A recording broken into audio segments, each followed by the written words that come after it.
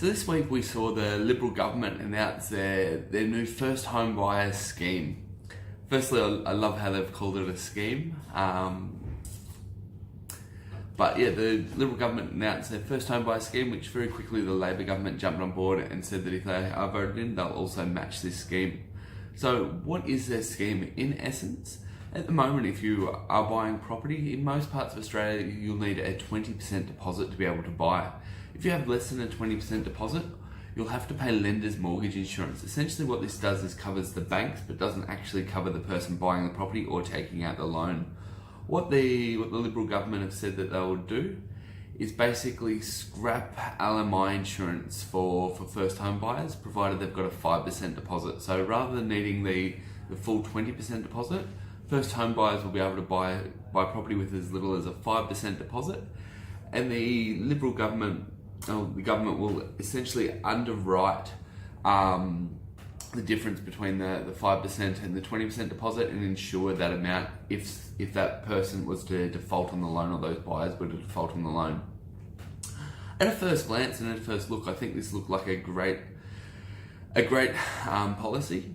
I was recently speaking to our branch manager at the ANZ that we work with, Tanya Alafraco in Smithfield. Needs some finance. She's great to speak to.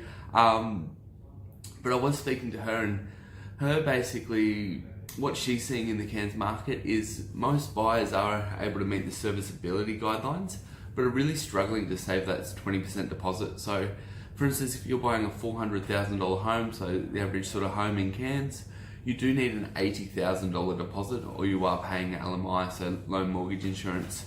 That insurance can be up to $10,000 or $15,000 depending on the price point and depending on the deposit you have. So this scheme is essentially saving first home buyers that $10,000 or $15,000 that they do need to pay in insurance. And like I say, from the outset, did look like a very promising policy. The downside for the policy is in the fine print. So essentially they've capped the amount of buyers that are eligible for these loans to 10,000.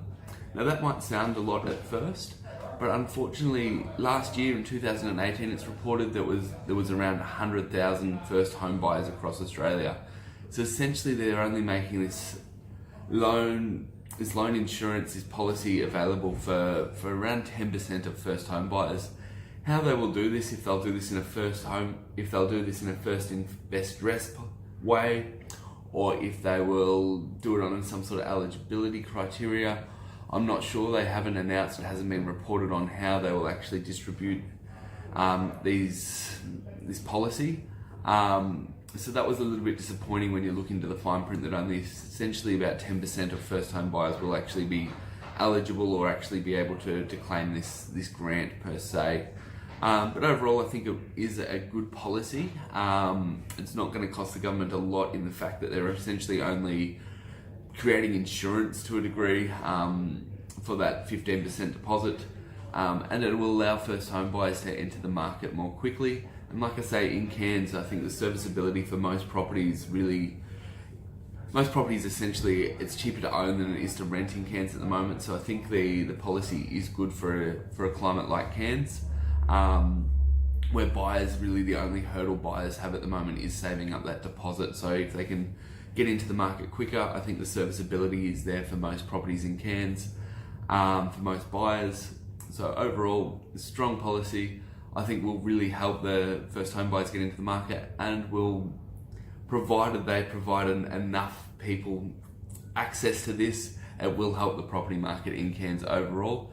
And coming into January 2020, when they're talking about introducing it, I think we will start to see strong demand from first home buyers, provided they can actually apply and qualify for this scheme.